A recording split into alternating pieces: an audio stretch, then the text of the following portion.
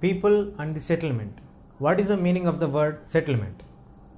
Settlement, in the sense, we have seen, look around us, we have various towns, cities, villages where the people have settled down at a particular place, like construction of their houses, or making their farm fields, or looking after their businesses, establishment of their businesses. Anything comes under the settlement. Now, how did this settlement start, or where did it begin? What is the purpose of this?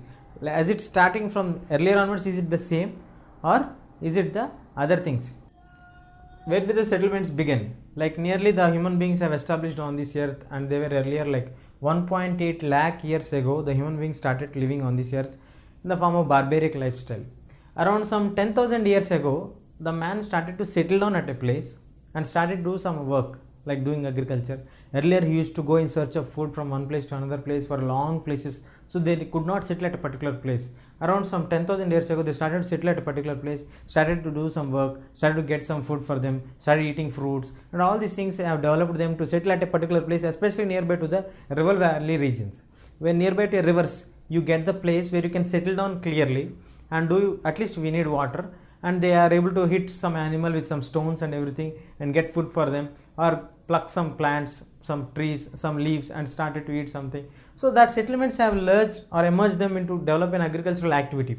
With the development of the agricultural activity, they started to settle down at a particular place and started to doing the jumping agriculture or the shifting agriculture, what we have studied in the earlier lessons. When this system has developed, we got number of groups of people settling at a particular place.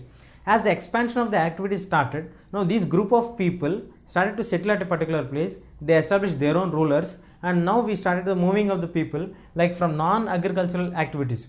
Not only the agricultural activities, they started to move on the predicting of the atmosphere, predicting on the climatic conditions, the climatic seasons, how does they work, when do we get rain, what kind of works we have to do. These are all things they started to do, because if you want to do agriculture, we should have an idea like when we are going to get the rains. If you don't have that idea, we can't do it. In summer, we can't put a crop and sow the seeds and wait them for the rain. So the issues have developed them some scientific outlook for them, and then they started to do the other occupations like craft works, painting works, or then to the other church temple works, and all these things led them to do the other non-agricultural activities, which made them to settle in the new places. And even the rulers of that particular period encouraged them to settle at the various new places, and the population started to settle at a standard place rather than moving from one place to another place. Settlements. Till now we have discussed about the various reasons of settlements. Now, how do the settlements change? What is the meaning of the word change? Like, how do the population move from one place to another place of a particular area? The dynamics change. For example, let us take an example of Delhi, the capital of our country.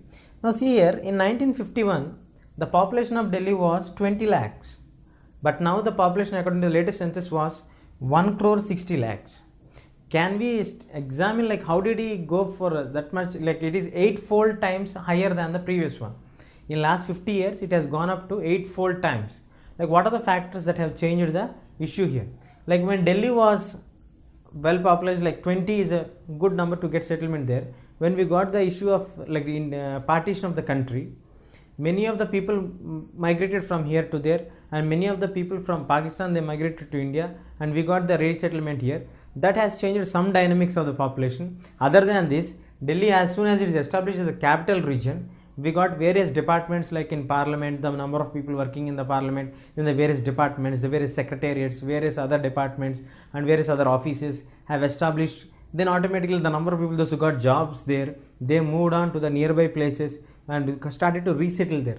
And the number of people, those who are in the nearby to Delhi, have in search of their jobs, moved on there. And now we have a problem in Delhi that the exact of Delhi organized structure is not at all perfect. Because for example, if you see the planning of any area, there are some areas which are allotted for playgrounds, some areas which are allotted for holy places, some areas which are allotted for parks and all these things. But these people, those who have migrated for in search of jobs for them, have moved on to the places which are empty and which are unauthorized for them to use, and they started to settle there by putting the huts of the bamboo huts and all these things, and started to settle and live there for 20 years or 10 years or nearby to the drainage canals or nearby to the areas which are in the dirty areas and all these things, and they started to settle there and live there for 20 years and 30 years. That kind of areas are called the Jaggi Jopri or the slums, or the unauthorized colonies. In Jaggi Jhopris we have 21% of people living there, in slums we have 26%,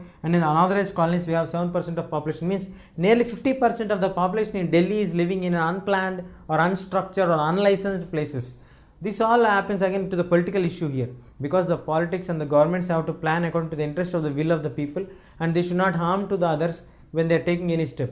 And once if these all colonies like Jaggi Jhopis or the slums or all these things were declared as illegal, and we start them to relocate them from one place to another place, again the government has to show them one particular place where they are going to get relocated, or they have to pay some compensation for them to them make capable for them to relocate to the other places.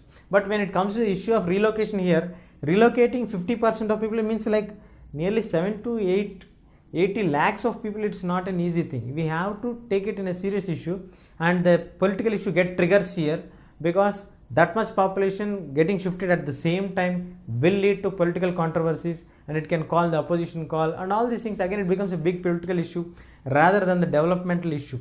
And by the time government finalizes that this area is not fit for people to live, this is given for some holy place or some park or some other industries or something else, automatically it triggers insecurity for them. Even though these people are living for 10 years or 20 years, they feel insecure there. At the same time, government also can't take the direct action on them. So there are various issues what the settlements have changed. Especially we have seen an example of Delhi, where it has grown up from 20 lakhs to 1 crore 60 lakhs into a flock high of 8 times.